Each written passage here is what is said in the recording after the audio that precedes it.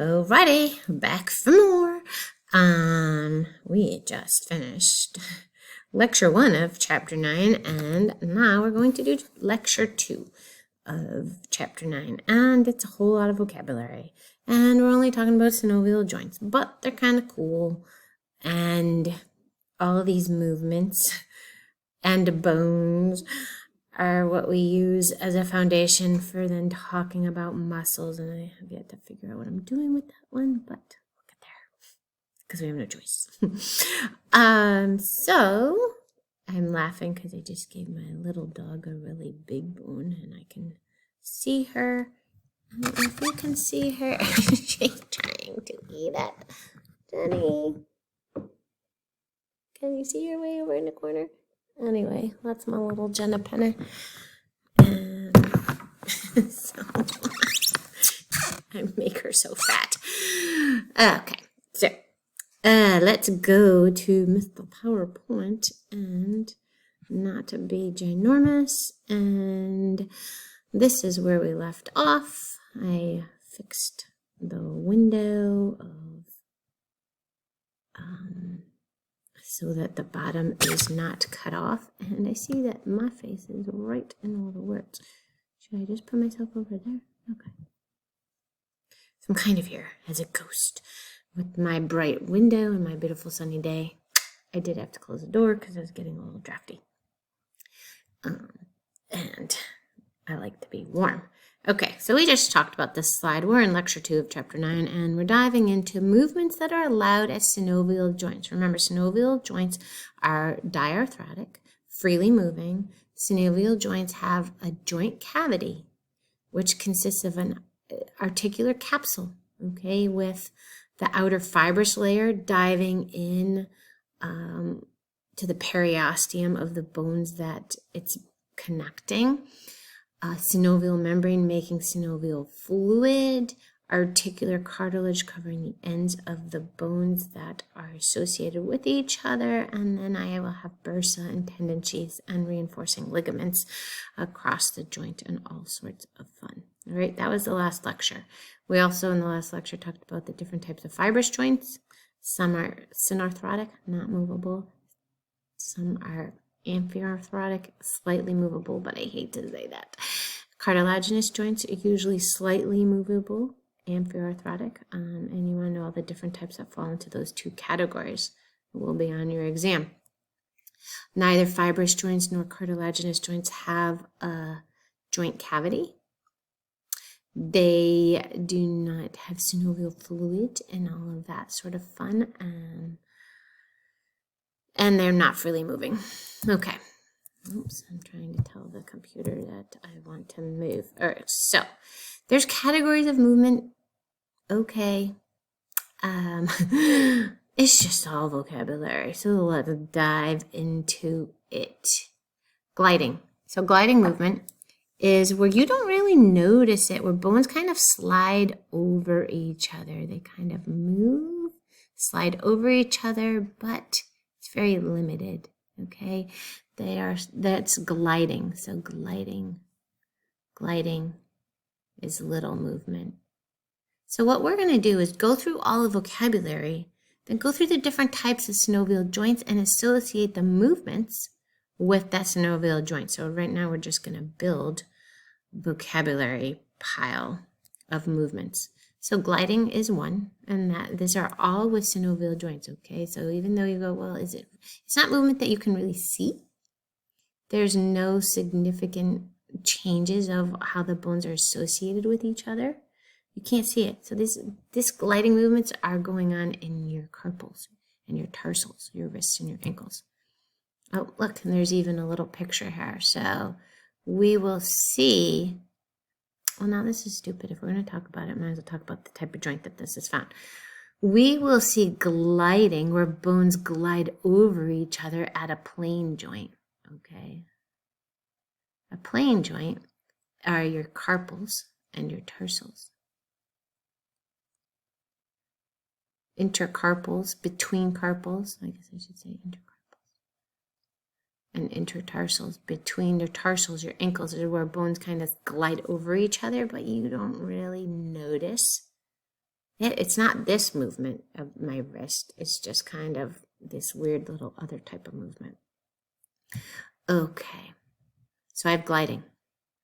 Then I have all of this fun. These are angular movements. And let's talk about them. Flexion decreases the angle between two bones. Okay, so if you guys, I'm going to jump on here as a big picture. All right. So if I have my, don't be scared. I know it's big and scary. Notice that.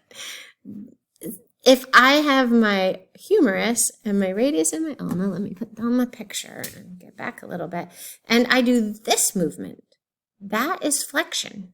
Now people go, oh, flexion, this and this. Flexion decreases the angle between two bones. Extension increases the angle between two bones, so they're opposite. Flexion will decrease the angle between two bones.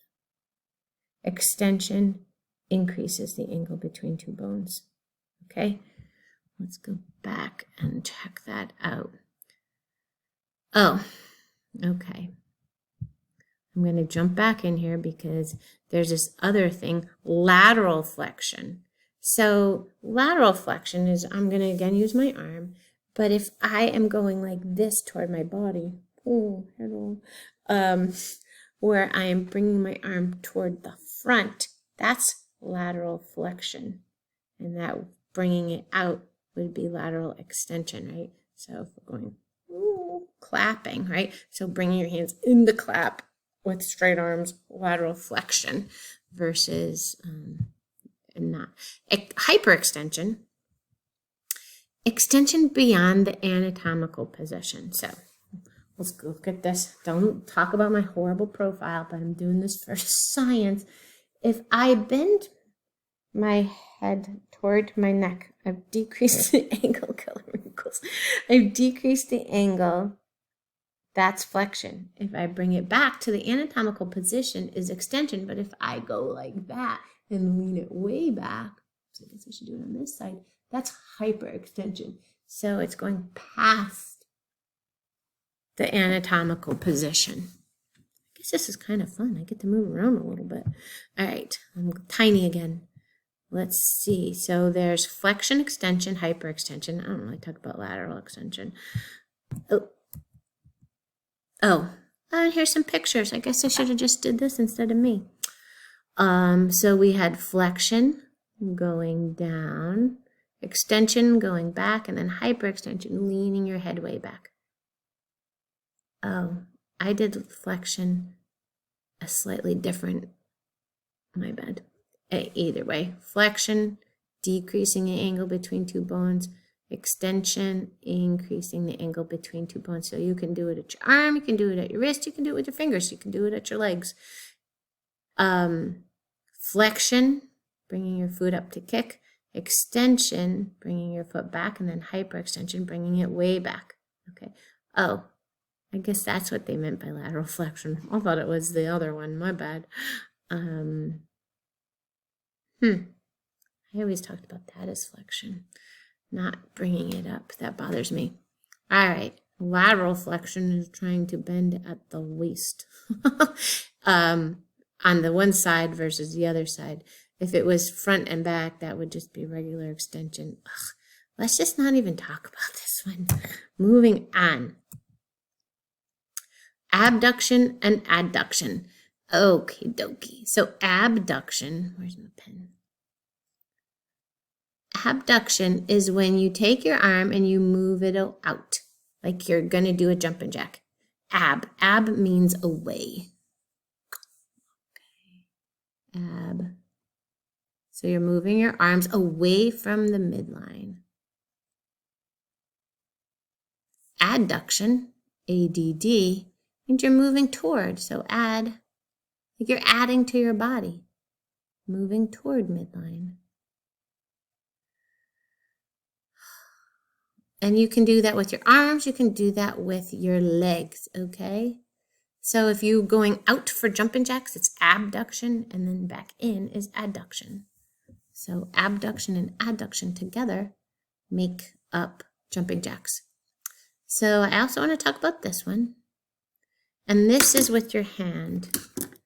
I guess you don't need to see me because we can see this picture. If you're moving your fingers together toward each other, that's adduction. If you're flaring your fingers, that's abduction. So that is finger flaring.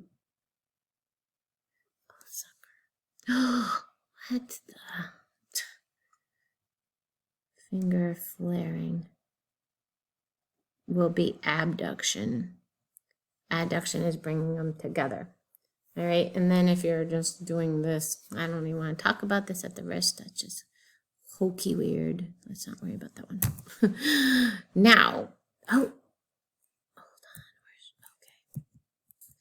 So I've got two separate movements that are both circular. Hold on. I want to come back to you guys. I have two separate movements that are both kind of rotational. I have the movement, let me get back a little bit, where I'm holding this part straight and I'm rotating my arm around, okay? I'm spinning it on its axis. That is rotation. That's in one plane. If I'm making a cone, that is circumduction, and that's in many planes. Okay, so there's two rotational movements. So this first one here is called circumduction. And circumduction is when you make a cone. Make a cone shape. And you can do it with your leg at your hip socket. You can do it at your shoulder, at that socket. But you make a cone shape. Versus the next one, where it revolves around its own axis, and that is rotation. There's medial rotation, lateral, I don't care. I just know it as rotation. You saying no, that is also rotation at that type of a joint. So, and then, so rotation here at the head. Oh, look, between that C1 and C2, the Atlantis and the axis, so it's the atlantoaxial joint, you have rotation. I have it at my shoulder, where I like just spinning it, but they're doing it like spinning it out. And you can do it at your hip when you twist your foot around outward or inward. But that's a rotation. Okay, now we have all these special movements, and there's a whole lot of pictures. I have, when I bring my jaw up is elevation. When I bring my jaw down is depression.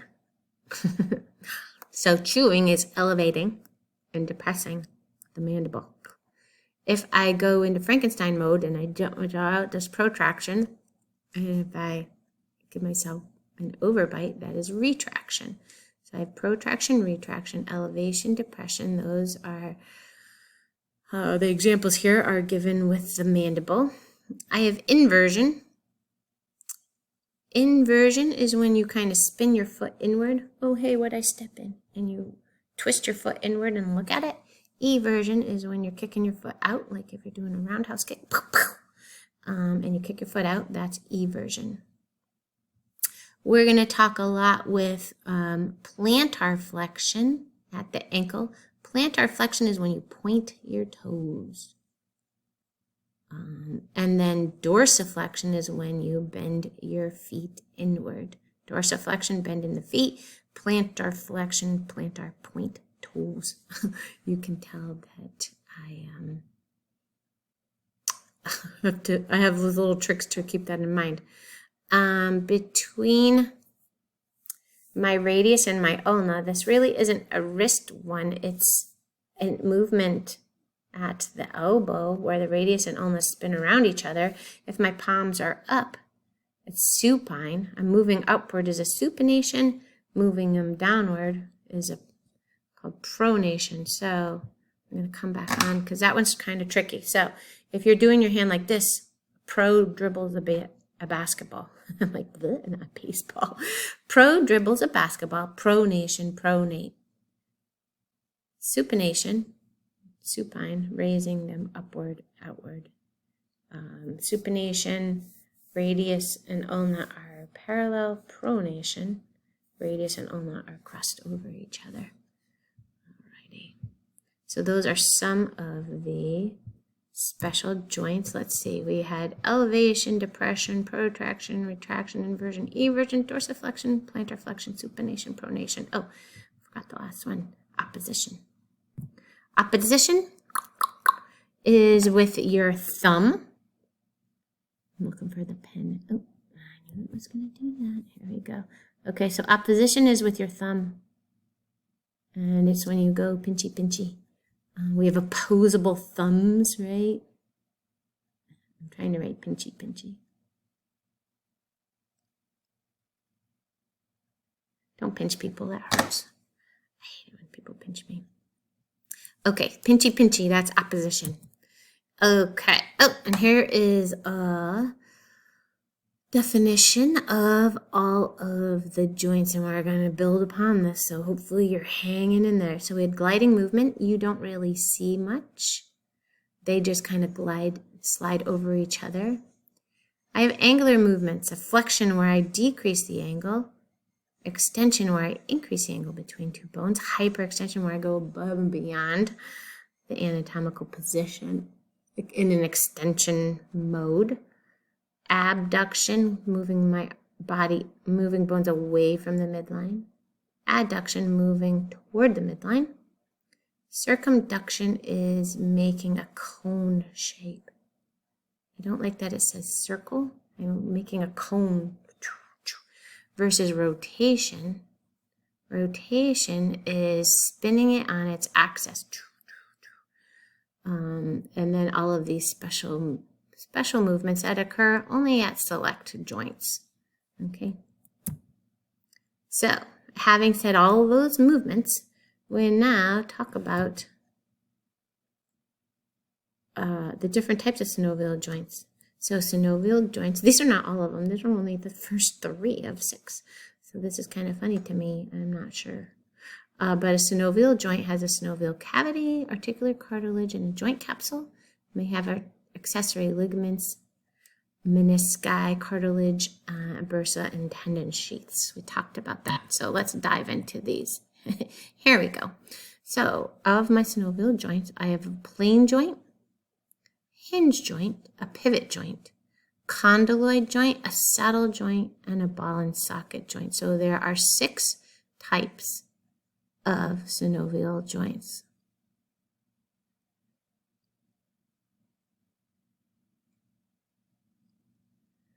Okay, and they all have a joint capsule and allow different types of movements.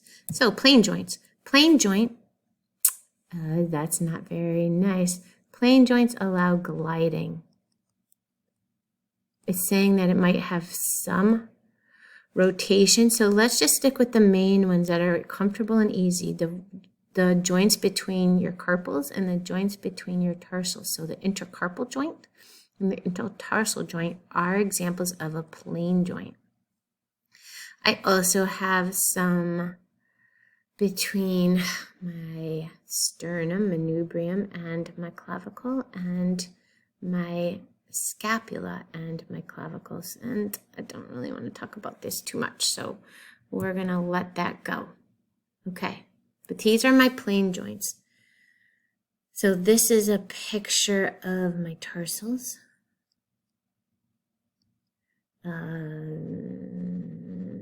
We actually talked about this guy in the bones. That's the talus.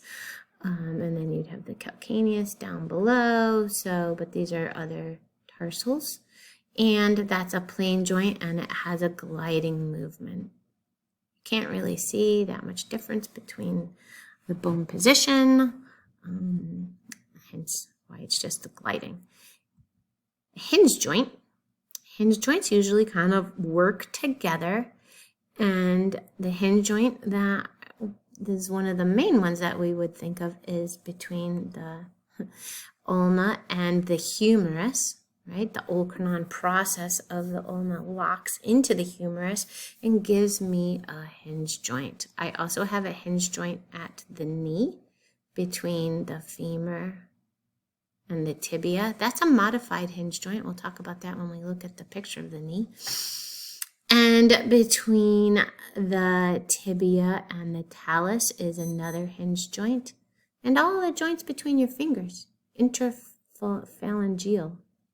Interphalanges, the joints between the fingers and between your toes. Those are also hinge joints. So what is the movement I can do at a hinge joint? I can pretty much just flex and I can extend. Okay, I can bend it in, I can bend it out. I can flex, I can extend. That's about it. If you're saying you can do something else, you want to isolate that joint, right? If you're saying you can do something else at your elbow, isolate the shoulder and prove to me that it's really just happening at the elbow. If I hold my humerus so that I can't do anything at the shoulder, really, the spinning is a different type of joint with different bones. But at the elbow between the humerus and the ulna, it's a hinge joint. I can flex and I can extend. A pivot joint, I have rotation. My movement is rotation. Rotation was a spinning on one axis. And the main one that we talked about was between the C1 and the C2 vertebrae, the atlantis and the axis. I always have to think about that, even though it says the atlantoaxial joint. So that's the first C1 and C2 vertebrae, and its rotation. It's spinning on the one axis. And then the other one that I was showing you is where I can do the supination and pronation movement, which is a type of rotation, and that's between the radius and the ulna. Remember, we were just talking about that as a hinge joint, but that hinge joint portion was the ulna and the humerus. The radius, so radius and ulna, is a pivot joint. And at that joint, I can do the supination and the pronation. You can't do that at the C1, C2. You can only do rotation at that one. Okay? So that is another type of synovial joint with a synovial cavity, blah, blah, blah, blah, blah. And we're going to actually do these, and then we're going to actually do these again and add a little more information onto it. Okay, condyloid. Condyloid is kind of cool. Condyloid is your punching knuckles. All right, I got to go big so I can make sure everybody, not that I'm telling you to punch people, but let me just even take this off, okay? The condyloid joint is between your metacarpals and your phalanges. See, I'm blanked out. But it's not including your thumb, okay? So it's just these four. And at this joint, so isolate it, right? So it's between your metacarpals and your phalanges. So that's why I say it's your punching knuckles, because it's that joint right there. What can you do at that joint? You can flare your fingers. You can do abduction, adduction. And you can do flexion and extension. So see how I can go across two axes. I can do this in the one axis, and I can do this in another axis. That's a biaxial joint. And like I said, we're going to actually add that on after we talk about these joints. So condyloid is your punching knuckles. Let me go back to being little. So we go to this picture. So I'm going to focus on this metacarpal. Oh, sucker. Metacarpal phalange, not the thumb. The thumb's actually a different joint at a different place. So it's around two axes. Okay, so I don't want to talk about this one. I'm actually talking about this one here. I can do abduction and adduction.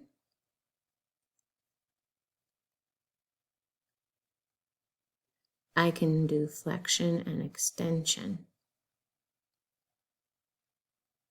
This is a condyloid joint, okay, at your metacarpal and phalange. See why I said bones are here to stay? not the thumb.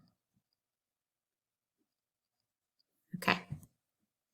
Here's the thumb. The thumb is a saddle joint. And the thumb is actually, we have to look at this very carefully because where we think it is actually not where it is. Right? So if you have your thumb and you think, okay, well, I'm doing this, right? Well, this bending is just between the two phalanges. The saddle joint is between the carpal and the metacarpal of the thumb. So it's actually right here. And when I do it at the thumb, I can do adduction, abduction with my thumb, right?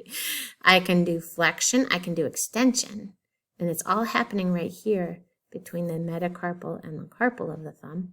And I can do circumduction, although it's really not that comfortable. I can do that. And all the books say different things when it comes to the thumb, but you can do those three movements. Rotation, no, bullcrap about rotation. It's circumduction. I don't believe that at all, but this guy is a multi-axial joint. So it is the carpal metacarpal joint of the thumb. So it's at the wrist. Okay. And I can do flexion, extension, because I'm going to say, hey, what movement can you do at this joint? Give me 2, give me 3. I can do flexion, extension, adduction, abduction. See how we start to use these words? And I can do circumduction. I would love to see somebody do rotation. Rotation, I don't understand. I understand circumduction. But it's around 3 axes, and we'll get to that next. Well, not quite next. Okay. And so this is what this is saying. So a saddle joint at the thumb is, here's the metacarpal of the thumb, and then this is the carpal, the trapezium is a carpal bone. So that's in the wrist. Okay. And that's where you find that. Our last synovial joint is a ball and socket.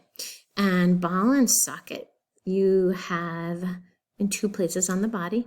You can do flexion, extension, abduction, adduction, rotation. Rotation is that spinning. And you can do circumduction. So I don't know why that's not on here. Well, I didn't add it. That's why it's not on here. And when we say locations, you're not going to be able to say shoulder. You're not going to say hip. That's not okay. This example is always going to be name the bones. Wrist is not okay. It will always be naming the bones. So this is not okay. You're going to have to say pelvis and femur. You're going to have to say for shoulder, shoulder is not okay. You're going to have to say clavicle, scapula, and humerus. Because those 3 bones make up that joint. Okay, so that bothers me, and I want you to know it's not okay just to say shoulder as an example of where you find the ball and socket joint. Okay, so we talked about this in lab. This is the pelvis. This area in the pelvis is called the acetabulum, and that's where the head of the femur will lock right into for a beautiful ball and socket joint. Okay, so now we're going to look at these, and we're just going to add on a little bit more. A plane joint that allows gliding movement is, we're going to just call it a multi-axial joint because the movement is kind of across different axes. A hinge joint, which allows flexion and extension, is a uniaxial joint. Okay, so we only have 2 types of uniaxial joints. We have hinge joints, like between your humerus and your ulna. The pivot joint, like between the C1 and the C2, where I allow rotation, is also uniaxial. Okay, the movements that the hinge joint, remember, was flexion and extension.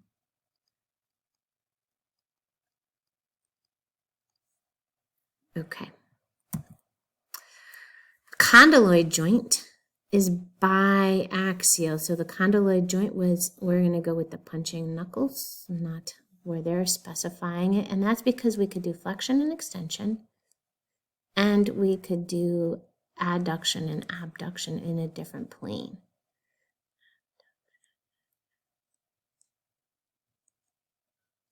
Okay, the saddle joint, I do not agree, and every textbook says something different. This is multiaxial. I've thought about this for the last couple of years, and I'm just sticking with it.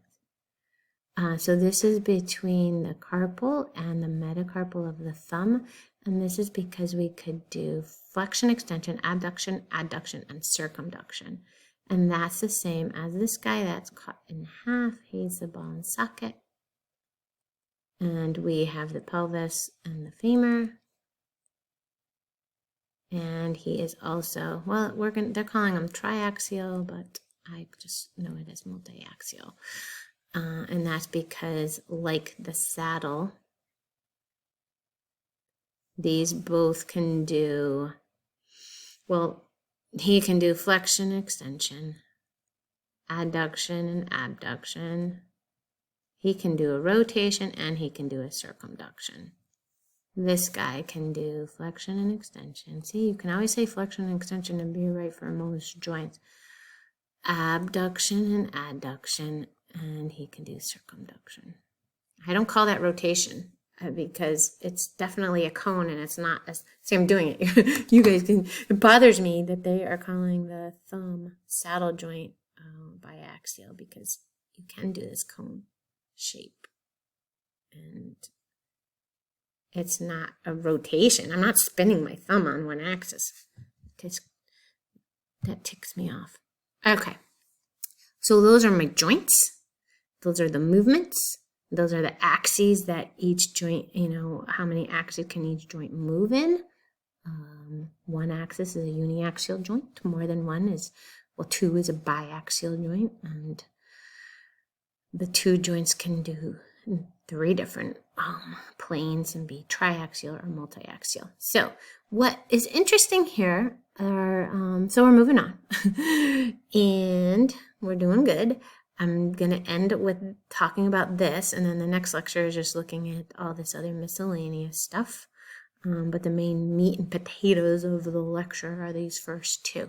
So this is factors that either that affect the stability and motion, factors that affect the movement at synovial joints. How affect the stability? See, 3 main stabilizing factors are, I'm going to jump to this one first and jump back. The shapes of the bones. Do the bones provide a deep socket or are they shallow?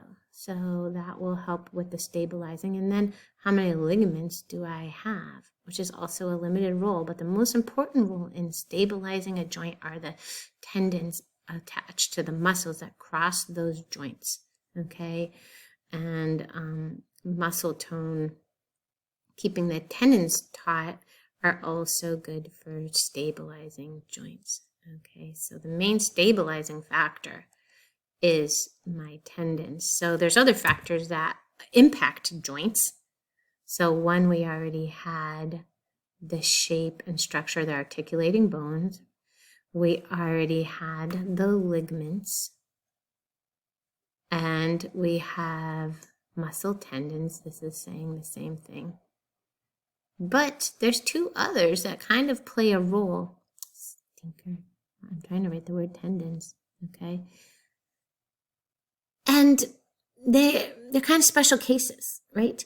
Your joints are only going to be as good as you can reach them. Do you have adipose tissue in the way, preventing you from fully flexing your arm, from being able to bend over and touch your toes? Is it that you're stiff, or is it that there's soft tissue in the way? So soft tissue can reduce movement, limit movement. And I think that's kind of interesting. Also, hormones will affect what's happening with joints. I want to talk about relaxin. Relaxin does what you think it does. Relaxin is a hormone that women make, and when they're making it, being pregnant close to delivery, it kind of loosens up tendons and ligaments and even like cartilaginous joints so that the pelvis can flex and the baby can be born. Gosh, I forget what else to say about testosterone and estrogen in terms of joint strength. So I'm very, very quickly getting out my book because we're trying to wrap this lecture up, and I want to see what else this book talks about. Types of joints. We just spent a ton of time on hormones. For a relaxin, that's talked about. Oh, doesn't say anything else about the other hormones and how they affect it.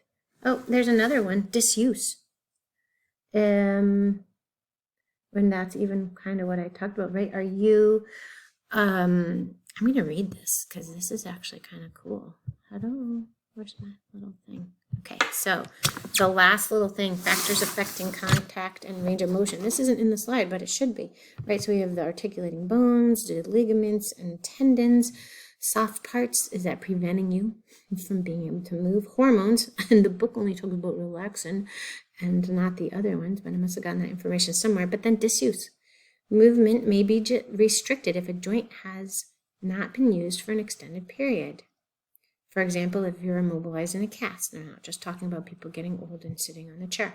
Disuse, this is what disuse does to your joints. May result in decreased amount of synovial fluid. That's not a good thing. Diminished flexibility of ligaments and tendons, and I even feel that getting old, my ligaments and tendons are tightening up. And muscular atrophy. Your muscles will waste away. So that's all I got for you for this lecture, and we did a lot on synovial joints. There's a lot to synovial joints, and it builds in with muscles, so you can't blow it off. All right, talk to you later. Well, in a few minutes. Bye.